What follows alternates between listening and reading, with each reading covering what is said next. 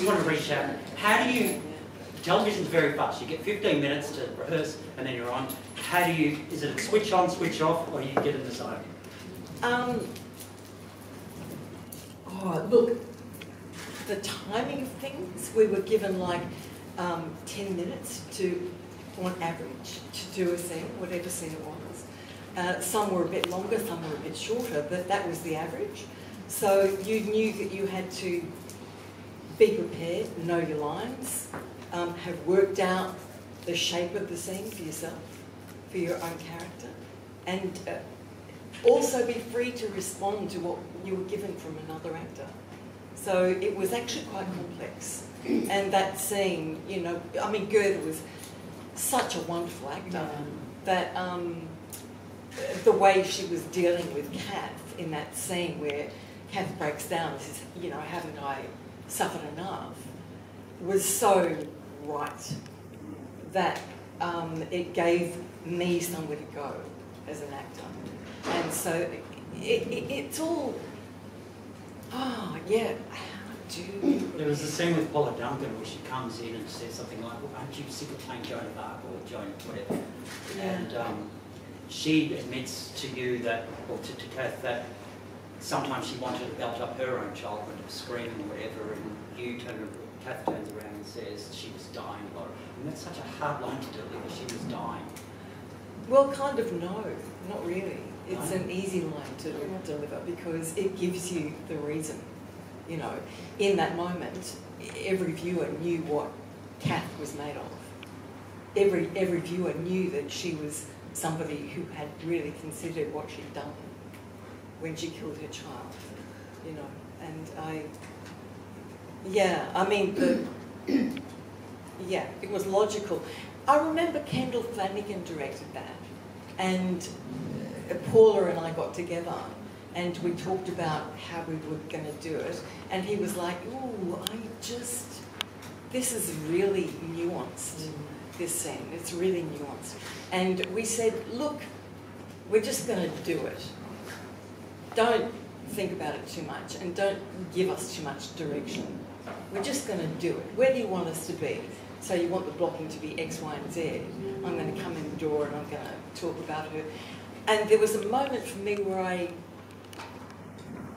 as an actor, I thought, yeah, this is where Kath makes a judgment about how much she can trust Lorelei. And that's what it was about for me. So, and we did the scene in one take. And Kendall said, that's it, yeah. Okay. You know? Can I just say that I do remember that when we sketched the background notes, I'd actually written at the top, and I know there will be people here who loved her, and it just was not the right casting, and I'll stick to that. But I did write at the top, Nora Mark II, because I wanted Kath to have those elements of being really human, and having done something terrible, and not knowing that you couldn't undo what you'd done, but that wasn't all that she was. That she was more than the sum total of actions that she made. And so she did start off on paper as Nora Mark II because we never fully realised the potential of the Nora character. But I had great belief, and it was there a little bit in Myra, that there were women behind bars who had done things which technically meant they should be behind bars, but in point of fact were very human things which any one of us, given the right circumstances, might have done and found ourselves in the same situation. And so I'm sorry that I wasn't around to see her further develop, because that humanity was what I would have hoped to have had in all characters, really. Yeah, thank you. Yeah, I mean, it was a really nuanced character. As I said before, she could really be anything.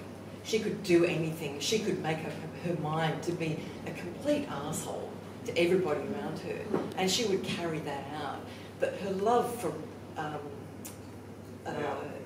Roseanne Brown, her love for Merle was absolutely crucial to her being able to exist. It was kind of like she projected the love for her own child. Yeah. I thought it was very clever the way this woman had lost hers, and she's now got the opportunity to mother, Yeah. which is, Yeah. you know, Yeah. to mother again. I thought that was very clever of the writers and how. I thought so, absolutely. And it made that no matter what you did, and like, oh, that was a horrible move. Then a scene would happen with Merle, And there was and then that would be you would switch back to the sympathetic, feelings. It really really needed at the time, and I did bump into that actress once years ago. Really? Yeah. I never have. Where is she? I was working at Myer Eastland in Ringwood, and I was in the I used to dress up as the elf every year, and I was in a Christmas shop. You would have scared the living daylights. You should see my years as a clown doctor at the Children's Hospital. Anyway, she came in, and I looked at her and I recognised her. We were choosing baubles or something. She wanted to buy Christmas gifts for the children she taught piano to or something. And then I sort of, and I go, I know you. But I couldn't, you know, and then we worked out. And I asked about, you know, and I said, what was it like working with you? And she said, Kate Wood is impeccable. This would have been about 98. I believe she's a music teacher based in Queensland. Yeah, I think Yeah. so. She was heavily into Reiki at one stage. But there was a wonderful scene that you had, and I remember this one, even from back then, even the dialogue. I can't remember much of 1986 or much of it. There was, I think, Kath said something to that character, you'll have children of your own one day, and she said, I can't, they fixed me so I can't. Something like that. And that was just MC. Which just happens to disabled Yes. women, even now. Yeah. Yes. It happens. If a woman has an intellectual disability, she's deemed not to be able to bring up children. And we're just having a discussion about that now, in 2024. So, you know. I have an intellectually and physically disabled granddaughter who is now 34, and the medical staff at the Royal Women's Hospital asked my daughter if they wanted Ali fixed, in other words, a full hysterectomy. She was asked, do you want her fixed? And my granddaughter is a gift from heaven, but she is intellectually disabled and she is physically disabled. And rather than thinking that her parents would take care of her in that respect, the medical staff asked, did they want her sterilised when she reached 18? Totally awful. I It's think just it's shocking. totally It's awful. appalling. Because there are plenty of people who are intellectually disabled who are gifts to the world. Absolutely. And who are more than Ali is one of them, yeah. of bringing up children. And funny enough, some of her peers who are intellectually disabled have had children. She is the godmother of their children. And those children are normal and function normally. They are overseen by grandparents or whatever. But it was a very different world back in the 80s, especially. Very different world. Yeah.